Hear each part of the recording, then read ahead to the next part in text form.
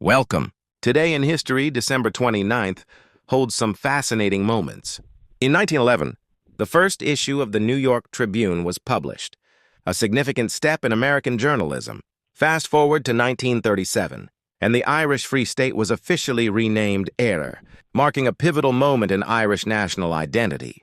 Later, in 1986, the world celebrated the return of the Statue of Liberty. After extensive renovations, a powerful symbol of freedom and enduring friendship.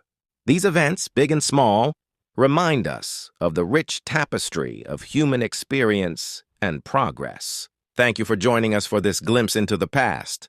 We hope you found it insightful